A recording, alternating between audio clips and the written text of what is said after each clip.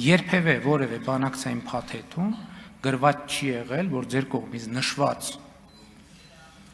հանրաքվեն պետք է տեղի ունենա Լեռնային Ղարաբաղում։ Ընդհակառակը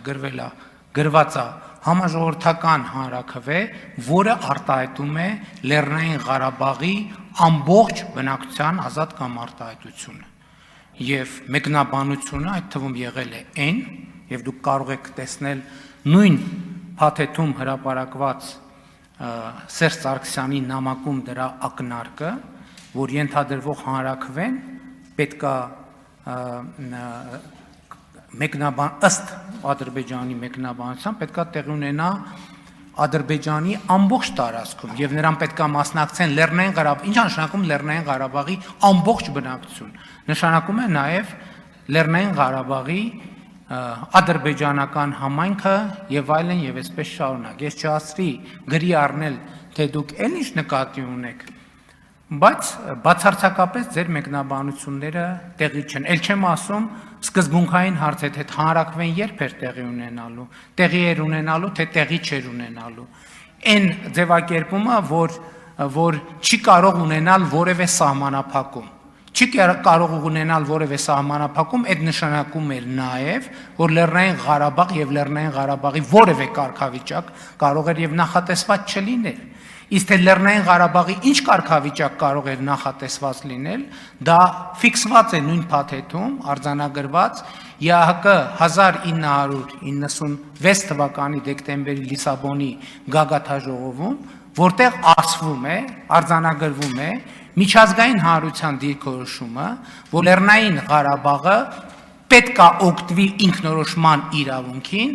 եւ ստանա ինքնակառավարման կարգավիճակ Ադրբեջանի կազմում։ Այսինքն այն ինչ որ դուք ասում եք, դա Հայաստանում քարոզչության 20-25 տարվա խոսույթ եղել, որը բացարձակապես ոչ մի կապ չունի իրականության եւ հրապարակված փաթեթի հետ։ Ինչ վերաբերվում է այն տարբերակին, տեսեք, ես էլի ուզում եմ, ընդ որում ես ինչ որ ասում եմ քննիչ հանձնաժողովում ասել եմ, ես նոր բան չեմ ասում։ Հիմա կարող է երկար տեքստ ա եղել 5 ժամանոց, կարող է մի նախադասություն մի բառ ասել եմ, բայց սկզբունք ասել եմ։ Երկրորդը, եթե հիմա խորհրդանական հարգելի գործընկերները այս հատվածի պետք է հիմնավորեն, որ այս շատ լավ առաջարկ էր, այն լավ առաջարկ էր, ես ասում եմ, լավ առաջարկ էր, ուրեմն գնայիք լուծումների, ժամանակին գնայիք լուծումների։ Եթե լավ առաջարկ ա եղել ու չեք գնացել լուծումների, ուրեմն դուք պետք է պատասխան տաք ժողովրդին, թե ինչի չեք գնացել լուծումների։ Իսկ եթե վատ առաջարկ ա եղել, ցանկացած հաջորդ առաջարկ նախորդից ավելի վատ ա եղել։ Եվ հիմա ի վերջո նաև ամփոփելով ուզում եմ ասել, 2019 թվի փաստաթուղթը ինքը ինքնուրույն փաստաթուղթ չի։ Ինքը ինձ չի ներկայացվել որպես ԵԱՀԿ Մինսկի խմբի համանախագահողների նոր առաջարկ, որպեսզի դա ապացուցվի, այդ փաստաթղթի առաջին նախադասությունը սկսվում է «Мы президенты Ադրբեջանը и Արմենիի»։ Ես Հայաստանի նախագահ երբեք չեմ եղել, որ այս փաստաթուղթը ներկայացվեր ինձ։ Եվ այս փաստաթուղթը ներկայացվել է ինձ,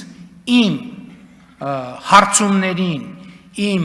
շեշտադրումներին ի պատասխան, որ լավ հիմա որն է այսքան փաստաթուղթ կա, այս թվի, այն թվի, այն թվի, որն է ամփոփ նկարագրությունը Լեռնային Ղարաբաղի հարցի բանակցային գործընթացի իմ վարչապետ դառնալու պահին գոյություն ունեցած բովանդակության։ Եվ այս առաջարկը, ինչպես տեսնում եք, եթե դուք համեմատեք, կտեսնեք, որ պրոցեսները ցույց են տալիս իմ ասած ամբողջը։ Եվ դա արձանագրվում է նաև 2016 թվականին Սերժ Սարգսյանի գրած նամակով մի եզրագիծ եւ հաջորդ եզրագիծը, որ 2018 թվականի ապրիլի 17-ին Սերժ Սարգսյանը արել է այս ամբիոնից հայտարարություն, որը նույնպես փաթեթի մաս է։ Ընդհանրապես, որպեսզի կարճ ձեր ասածը տեքստի մեկնաբանությունը ընդհանրապես որևէ կապ չունի իրականության հետ։